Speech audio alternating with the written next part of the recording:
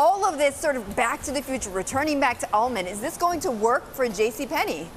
Well, Betty, that is certainly the big question here. And the reaction to Ullman's announcement, stabilizer. That's really what folks I've been talking to has said about the 66-year-old who is back at the top of the company. You know, I spoke to Alan Questrom extensively last night. He was the former CEO of Penney before Ullman took over. And he said, look, the plus side is that Ullman knows the penny business, and the board is likely counting on him to get through the holiday period before looking for alternatives. You know, we did get a hint of that from the company itself. In an email statement, Penney spokeswoman told Bloomberg News that Ullman is, quote, the permanent replacement for now.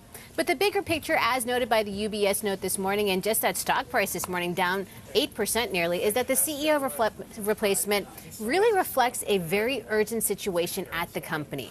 All the problems that Johnson was brought in to fix are still there. And on top of that, you now have a crippled balance sheet and 30% less sales. A lot of questions, Betty, about what is next for the company. So first of all, what's going to happen with the turnaround plan that is in place? Remember, Johnson has spent a lot of money on these store-in-store rollouts. Is that going to continue? 2, what's the situation with the cash burn? Oppenheimer estimating that cash burn of nearly $1 billion could take place this year, and JCPenney very well could have to seek financing. And then finally, 3, you have the vendors clearly thrown in disarray after this news. How do those relationships play out for future inventory? And of course, the upcoming holiday season. Betty, one analyst actually said in a note this morning, JCPenney still may be up a creek without a paddle. Certainly big challenges ahead, Sheila. Now, is there an opportunity here for Penney to go private? Yeah, there's a lot of talk of that now happening. Is JCPenney a good LBO candidate? Could we see some outside investors come in? Look, the reality is, on paper, that makes a lot of sense. Get this company out of the public eye, get a cash infusion, clean things up, and maybe take it public again.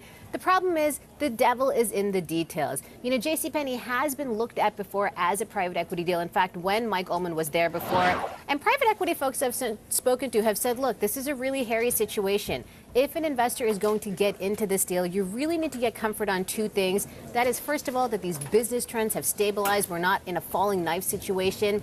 And 2, is there someone who would want to come in and run the company again? A lot of big questions, Betty, but certainly one of the biggest stocks that everyone is going to be talking about today.